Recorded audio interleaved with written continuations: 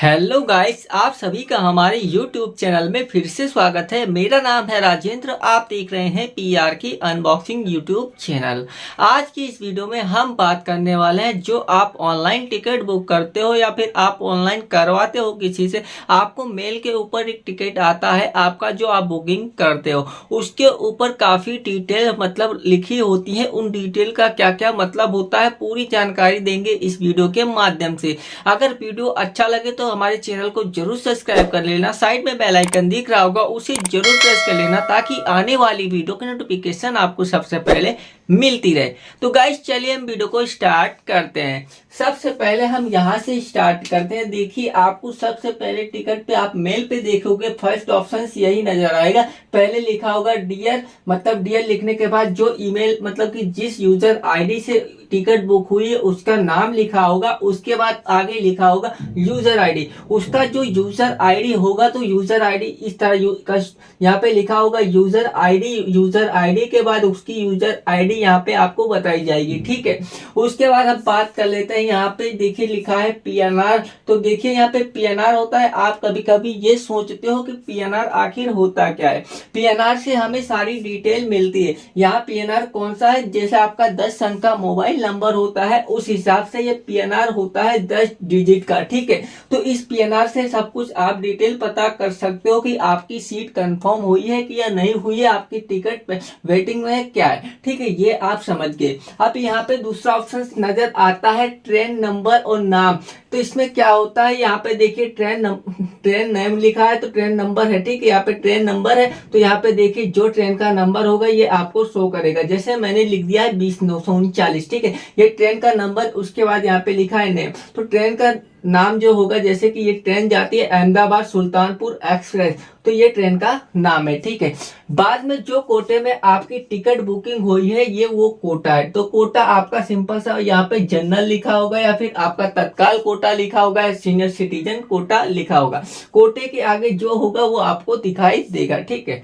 तो यहाँ पे ये बात कर ली हमने। तो अब यहाँ पे आते हैं ट्रांजेक्शन आईडी, ठीक है। ट्रांजैक्शन आईडी किस चीज को हम बोलते हैं, ट्रांजैक्शन आईडी हम किसको बोलते हैं आपको मैं बताता हूं। जैसे कि आपने ऑनलाइन टिकट बुक की है, करवाई है, तो ये ट्रांजैक्शन आईडी होती है कि मतलब ट्रांजैक्शन आईडी से ये पता लगता है कि किस वॉलेट से मतलब कौन से, मतलब कि जैसे कभी आपका पैसा फंस जाता है, आप रेलवे को मतलब क्या बोलते हो कि सर मेरा पैसा फंस गया है और मतलब कट गया है, तो इस ट्रांजैक्शन आईडी आपको पूछेंगे तो आपको ये ट्रांजैक्शन आईडी देनी है। फिर आपका मतलब वो केस सॉल्व करेंगे कि आपको क्या दिक्कत आ रही है। तो ट्रांजैक्शन आईडी मतलब कि जो आपने पेमेंट किया है वो ट्रांजैक्शन आईडी से आप पता कर सकते हो।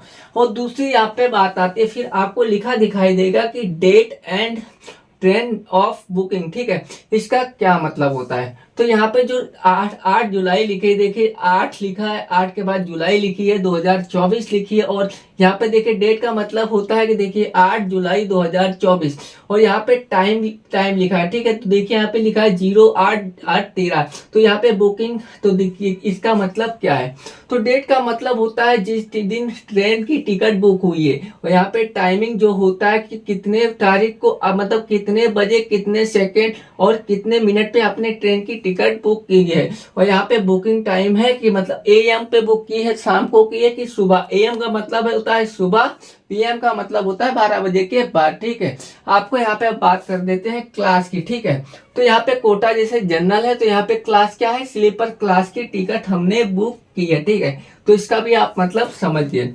अब हम आते हैं फ्रॉम पर। तो फ्रॉम का मतलब होता है जहां से आप यात्रा करना चाहते हो वहां का मतलब कि स्टेशन का नाम लिख के आएगा। जैसे मैंने लिख दिया है साबरमती बीजी, और उसके नीचे मतलब आएगा शॉर्ट फॉर्म, मतलब कोड वहां का क्या लगता है, तो कोड वहां का लगता है SBIB, ठीक है। वहां का कोड है। अगर आप स्टेशन का नाम नहीं लिखना चाहते तो फिर आप स्टेशन का कोड डाल दोगे तो आप आसानी से स्टेशन ढूंढ पाओगे। अब यहाँ पे आता है डेट ऑफ मतलब जर्नी, ठीक है। डेट ऑफ जर्नी का पहले डेट ऑफ लिखा होगा, फिर जर्नी लिखा होगा। तो डेट ऑफ यहाँ पे देख सकते हैं कि यात्रा कब, और डेट आपको ये दर्शाता है कि डेट आप कितनी तारीख को जाने वाले हो। तो यहाँ पे लिखा है 5 और NOV का मतलब है नवंबर 2024 को आप यात्रा करोगे, इसका ये मतलब होता है। अब टू यानी टू मतलब कि आपका मतलब टिकट कहाँ से कहाँ तक, ये मैंने आपको बताया आपका फ्रॉम है, यहाँ से आप यहाँ तक यात्रा करोगे, यानी आपने इस दिन का टिकट आपने बुक करवाया है लखनऊ तक। टू का मतलब होता है जहां आपको उतरना है, तो सिंपल से यहाँ पे आ गया लखनऊ, ठीक है।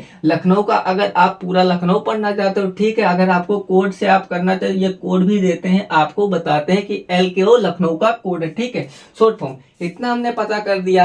अब यहाँ पे आता है बोर्डिंग।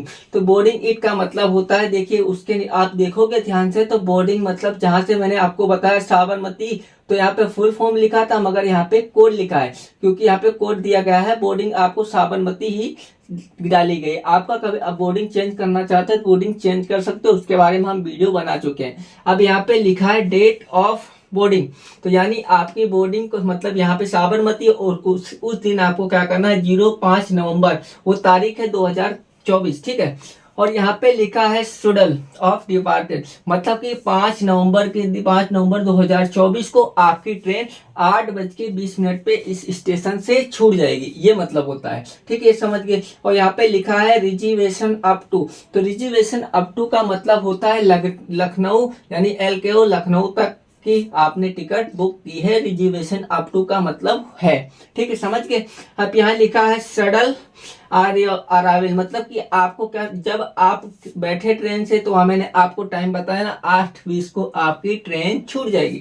अब यहाँ पे दिया गया है शेड्यूल अराइवल, मतलब कि आपकी ट्रेन जो है 6 नवंबर 2024 सुबह आपको 10:28 पे लखनऊ उतार देगी, इसका मतलब ये होता है।